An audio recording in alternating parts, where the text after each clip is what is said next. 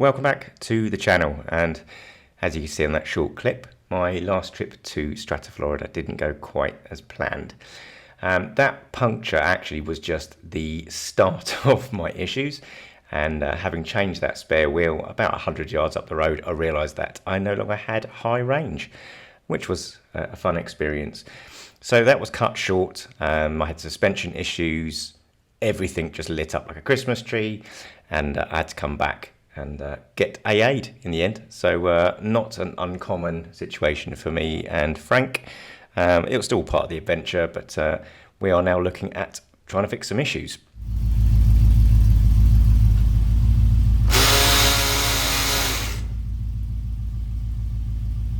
Definitely didn't work.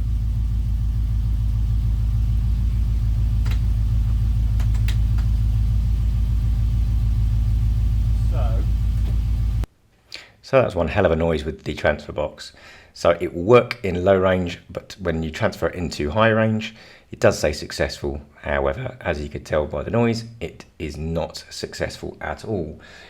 So there are three areas you can check on a transfer box. Certainly from an auxiliary parts perspective, there are three components. The first is the shift motor. So that changes, that actually activates all the internals of the transfer box. So it activates low range to high range, and also is the function for the clutch packs for the for front to back diff locking.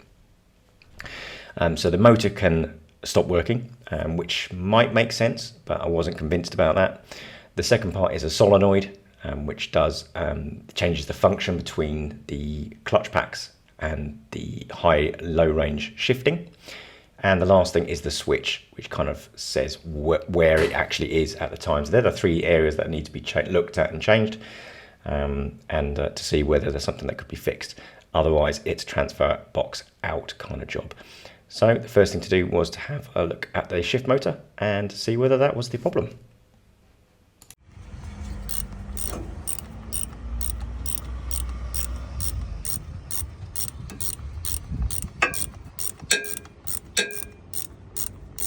Okay, so that wasn't too bad getting off.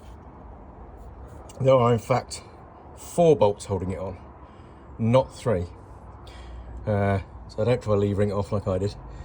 When there's a bolt still in it, so that is off. And I'm going to test that in a moment and see how that works. Okay, we're back at it with Frank. We've got the new transfer box motor here as well now. So looks like the right part. So I'm going to attempt to get that on and hoping that is the right thing that's broken. I have a funny suspicion it's not that it's broken. So wish me luck. So this is the new part. Given some new bolts, all with Loctite and everything on them as well. So it goes on quite straightforward. So let's get that underneath there and get it on, and let's see what we can do. So this is where the motor sits. Just above that balance weight, or whatever they call it, anti-damper or something, and vibration damper, sits up there. There's only one place it can fit, and then sits alongside with the socket. So I'm just going to pop it back in place and get the bolts in. When it's all back in place, you need to remember to put the 2 top bolts into the motor first, and then get it up into position, because you can't get the bolts in when it's up in there. 2 bottom ones you can put in with the motors in place. So it's all torqued down, I think it's like 9 Newton meters or something like that, and the connection's back in. Let's see if it works. Fingers bloody crossed.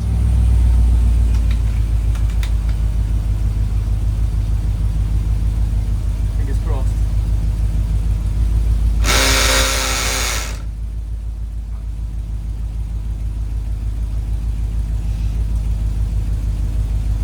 Back again. So, as a last ditch attempt to try and get my transfer box working, I have here a second-hand transfer box. I have no history on it. It's got a 30-day warranty. I think that's in the hope that I won't fit it within 30 days. It sounds all right. There is some backlash, but you know, I'm not intending on using it as it is necessarily anyway. It was kind of an emergency thing. However, what I have got here is I have this is actually the spare. This is the motor. This is the transfer box shift motor, which I replaced on my transfer box. And this here is the solenoid. So I'll explain to you in a second what that actually does. And then here is the switch. Okay, so I'm going to replace the switch first and take it off here, swap it out on my one and see if that makes a difference, because sometimes the switches get stuck. Now that is kind of is some kind of potentiometer that says where it basically is, essentially on a shaft. So I'm going to do that. The solenoid, these transfer boxes have basically got like a dual purpose. One, they've got the clutch packs on them for locking up the diff, locking up the front to the back, and also this motor. So that's what the motor does. It uses it. Oh, I'm really bad at explaining this. So the motor is used for two purposes. Firstly, it's used for shifting up between high and low range, and then the solenoid kicks in, moves it out to a different position, and then the motor locks and unlocks the clutch packs to basically lock the differential, the front and back differentials. That's how I understand it. So I don't think it's necessarily going to be the solenoid, but I do think it could be the switch. Switch is about 100 quid, solenoid's about the same, but I've got spares here and they're reasonably easy to get to. So I'm going to change them both. They run on these tiny little blooming Torx sockets, this is an E6, but my socket is so big I actually can't get it on the socket itself is so wide, because it's like even a 1/4 inch. I can just about get it on there. So I'm going to take the solenoid off, but I'm going to start with the switch. Do the switch first, see if that makes a difference, and fingers crossed, worst case transfer box will have to come out, but it's worth trying this first, isn't it? So here it goes.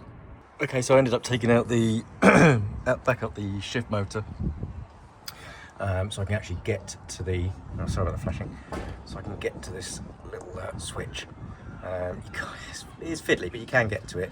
You need to kind of just literally break off the tightness, then take the ratchet off because there's not a lot of space, and then just use your fingers to undo it with that. But it does come off and you can get to it. So it's now disconnected. Should be able to just pull it off. Should be able to.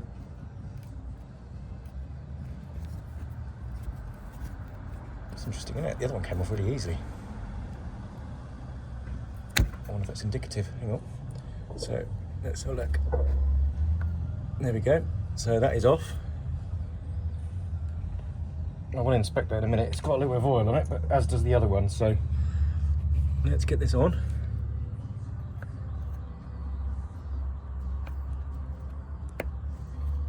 There we go. So that's that on.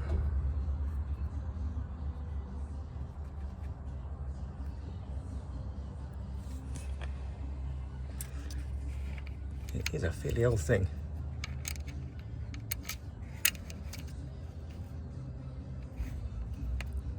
So you can do it. Right, I'm going to stop filming now so I can tighten this up. I'll go back to you in a second. Okie dokie, so I've got the switch in there at the back. I can just about see it above there, somewhere maybe. It is there. And the motor is back in as well. So all clipped up, checked. Let's get the torch out of the way so I don't wreck it. And then we'll give it a try and see whether that does anything whatsoever. If it doesn't, then I will be trying the solenoid. May as well while I'm here. So let's see if this works first. Fingers crossed.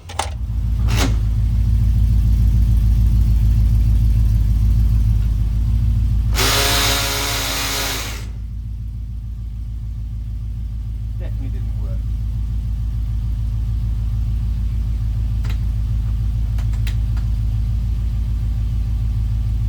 So let's try the solenoid. See if that makes any difference. I don't think it is. I think there's something rather catastrophic with that, but we'll see. To the solenoid.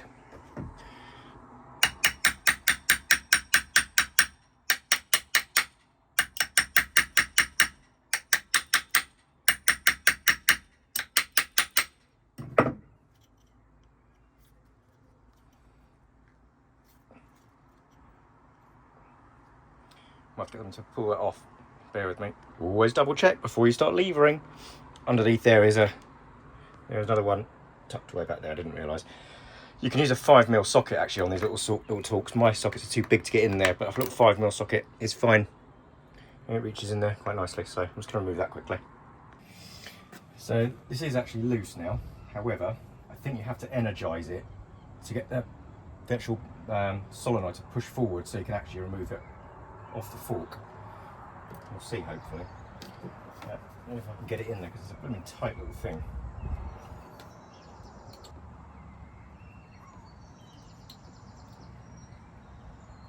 Even if I can get it in there, I'm not going to hold it, am I? Ow. It does work though.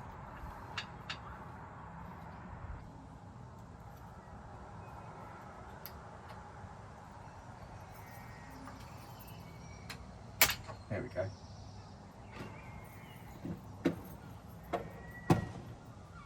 So that,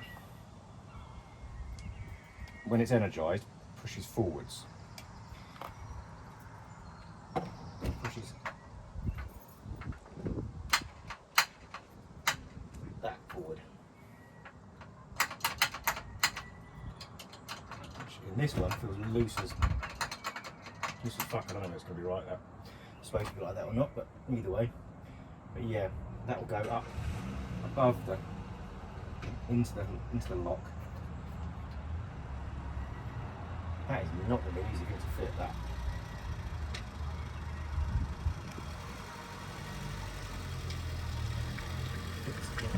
Let me show you what I do, because this is really difficult. Right, so inside there is a fork. This sits in, goes above this fork, but in front of this fork. So in the gap, basically. So ideally you want this to be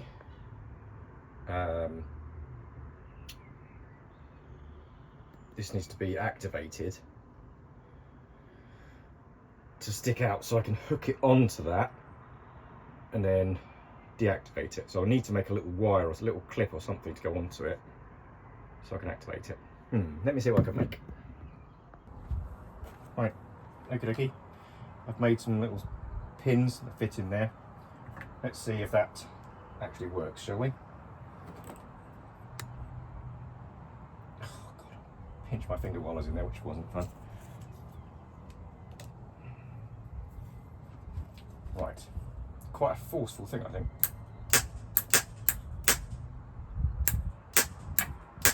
Right, so in theory, should be able to put that on there.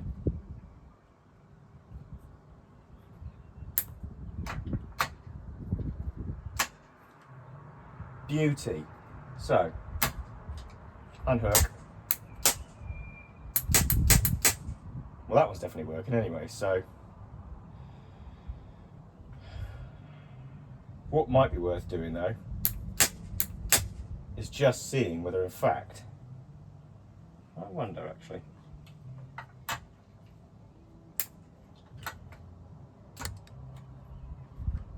that's in the right position like that.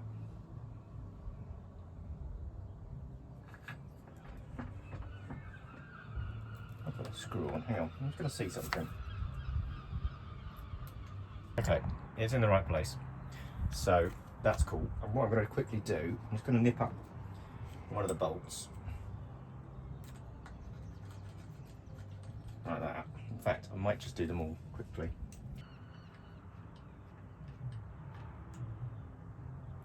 Right, that's on. Let's see what it does. Hang on.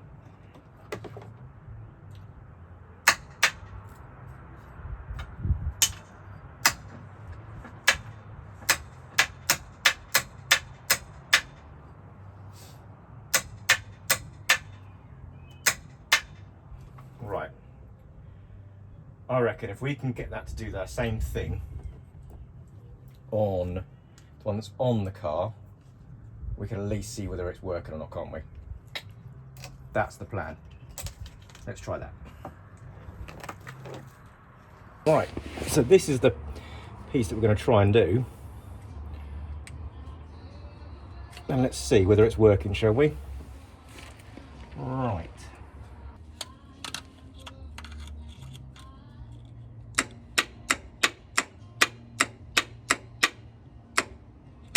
That sounds like it's working to me.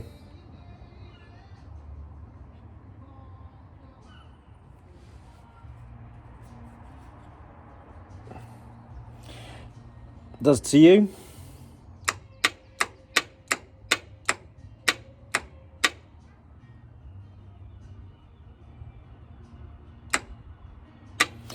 Should we get it out? Let's get it out and we'll have a look and we'll see whether or not.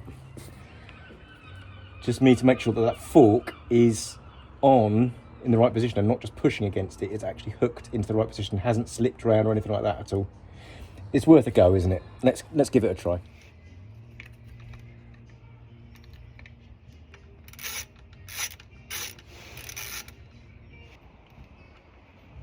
It's not like pushing out.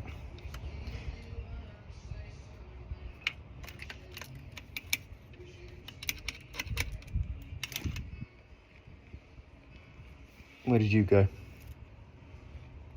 I saw you fall out. There you are. Little tiny one. Right. It's a bit looser on the thing, I have to admit, but let's get the little cabley jobs on it and we'll wire it in and then I can take it out. Wire it in, take it out. Right. Oops. That didn't go on.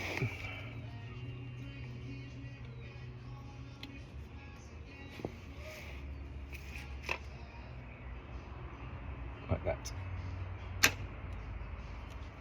Hold it there for the moment. Let's see whether I can unhook it. Oh dear. Transfer box oil is coming out there. I forgot the transfer box oil would come out. That's my bad.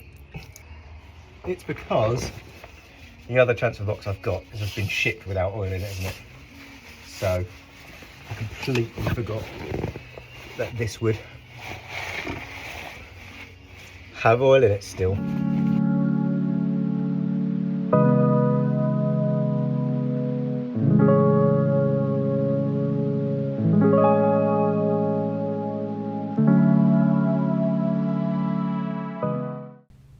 So we got two main issues that were going on with Frank that we ended up discovering. First was a general suspension issue, slow lifting, and that ended up having all sorts of kind of cascading effects on suspension. Now I've obviously done quite a lot of work on the suspension. We've done front airbags, all of the high level sensors have been done. I rebuilt the compressor. So everything's been done other than the rear bags, and I hadn't changed the reservoir. So I did check using the gap tool, checked all the live levels to see what was actually happening, and in fact, yes, it was a very slow lift. Compressor was overheating, as they do when they're working too hard, so kept turning off, and we worked out that there was in fact a leak somewhere. So looked underneath the car and pretty much determined that it was likely going to be the reservoir, and rightly so. It was an absolute state. They do go pretty commonly, and mine was no exception. It was absolutely packed with rust. So that came up with the first job, and then we had to follow on to see what else was there. You just pull this away. There's no point trying to take this right off because it's an absolute swine, because it comes off all the way over there. So get off as many as you can and then pull this down so you can get to the bolts underneath. So let's see what I can get off. Well, unlike everybody else, my bolts came out quite easily. These rear ones are the worst ones. Obviously get kicked up from the rear wheel, I think. So they need to be like kind of like when you're undoing them, undo them a couple of threads, then screw them back in again, undo them, all that kind of stuff, and they won't break off. So I got those two out, no problem. The front two came off no problem at all. They were almost like new bolts. So I couldn't get this off on the car itself. I was trying to undo the 22mm nut here off that, and that's not going to work. That is just pretty much welded to the actual reservoir itself. So I've popped that back in, the new one back in, and taken out the small 12mm portion of that, and undone this portion here, and that is just venting any residual air left in there. There was like hardly any, I think it's like 1 point something kilopascals or something like that of air in there, so there wasn't a lot. So I'm just letting that vent out very, very slowly so I don't make any mistakes. When that's done, this is going to go, I'm going to give it a bit of a clean up. I might change the O-ring for the one that's on this new one, and then I'm going to pop it onto here and pop it into place. That should be okay. That's quite straightforward. So that 12mm is now on there with the new O-ring as well. Nice and tightened down. It's ready to go back on. So let's pop this back onto the car. That's all back up. So we've got 2 up there, nice done, and 2 up there, which you probably can't see very well, but they are there. So just need to put this belly pan, well, this undercover, back up with all the like 12mm or 13mm, whatever they were, and we'll be good to go. And then we can try the air tank. Annoyingly, and somewhat surprisingly, considering the state of that reservoir, that has not fixed the issue of the losing pressure. So it's quite common to get the lifting slowly issue if the compressor's working overtime, working too hard. Now I've done a rebuild on the compressor and it seemed to be working okay. It may not, I might need to replace it. You know, for the sake of getting this all done, I probably will replace that now, having done a rebuild and it's not worked. But I do need to check to make sure I've got no other leaks anywhere, because it shouldn't be leaking anymore. Front bags are new, so I'm going to have to go around with some very liquid and see whether I can get to, I mean, you can't even get to the rear shocks very easily on this. So I'm gonna work out how I'm gonna check to see where I'm getting a leak from. I think I'm gonna start with putting a new compressor in, because it is lifting too slowly, and there isn't a big enough leak, I don't think, because the car hasn't dropped. Literally, they're all absolutely fine. Hasn't dropped, front or back. All round is absolutely fine. So, yeah, maybe this side has.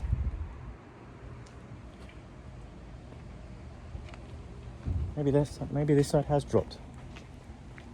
Yeah, this side is lower. So it might be the rear driver's bag. That is interesting. I've not done the rear bags on this because they looked okay. So that might be my next thing, is change the rear bags out anyway. I may as well, it's practically a new car now anyway. So I'm gonna let it cool down again. I'm gonna go for a refill and see how quick that depressurization actually is. But it doesn't look like this. I mean, the reservoir was buggered anyway, so that was going to go. Just so happens that wasn't causing this particular leak. So let's keep diagnosing. So although it was well worth changing that reservoir, it was not the cause of the problems. We then did some more work on the gap analysis to find out and have a look. Couldn't really determine what it was going to be, so pulled off the cover of the compressor, brought out the fairy liquid, and as you could see by the upcoming video, there was quite a few bubbles. So it was down to change the compressor for a new one. There we go. Good afternoon. This afternoon, during my lunch break, I'm going to try and fit my new compressor, suspension compressor. So as I can show you on this video now, you'll see I had a suspension failure the other day. I thought it was the leaking air tank, replaced the air tank, which I did a bit of a video on, which I'll show you a bit later on actually. Still was leaking. So even though the air tank is insane, I mean, I've got it here actually, but so a bit of fairy liquid and all that kind of stuff over the compressor. I realised the compressor was peeing out air all over the place. So I did do a rebuild on that already. So I'm going to relook at that at some point. But in the meantime, I have bought another compressor. Not only have I bought another compressor, I've gone against all the advice and I have bought a cheap Amazon compressor. Here it is. Here is the compressor. Apologise for the noise outside. The ice cream van's just turned up. So this is the compressor. You know, try to drop you this time. So this is the compressor. Look at that. Quality. This is what we're looking at. Yeah, it doesn't look too bad on the outside, I have to admit. It's a direct replacement for the Hitachi one, which quite frankly have not got a great reputation anyway. So let's get the old one taken out, and we can then start looking at installing this. We are at the compressor, and I have just found a whole load of water in here, which is unusual. There shouldn't really be any water in here. This is not where I'm supposed to keep it. So let's just get rid of that for the moment and get the compressor out and work out where the hell that's coming from. Fun games. Okay, so that's dead simple. Just the two unplugs. These plug, two plugs, one plug, and the other plug to come off. I have since worked out why this one had to be zip tied and kept undoing. It's because it's missing this little red clip thing. So, never knew that. So those two come unplugged, and then there's one push fit hose goes into there. Literally push in and pull the hose out, and then these four 8mm bolts lift the compressor out. Nice and easy peasy. So now I've got to get this undone and another one underneath and refit this compressor, well, this new compressor, into this. There's also one vacuum hose at the top, not vacuum, like air line at the back here as well. So you need to press that one in back there, pull that out, swivel that up, and then this is basically ready to come out. So what you want to try and do is make sure all of your connections are kind of in the right place at the right time, so you're ready to put it into the right place. So this blue, the white and blue cable goes over the top, and this one goes around underneath and through here like that. That's how you're going to want it in there, like that. So pop that out like that. Let's pop that one in.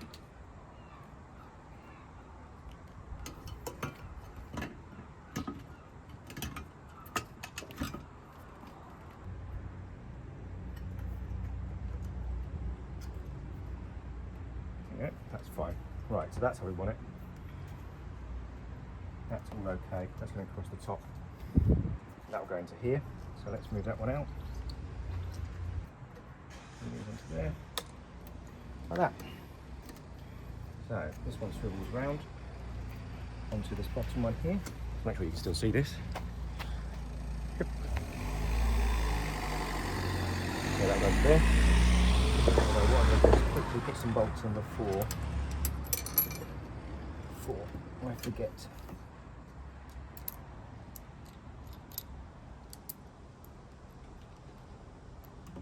That's very useful because that one is actually too small a hole.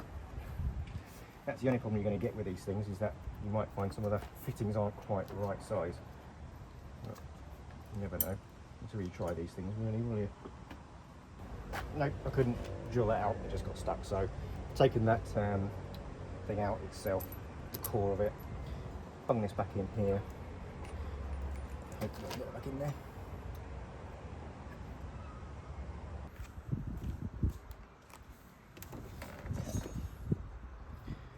So this goes in over the top. Just line that base up, put the four washers on.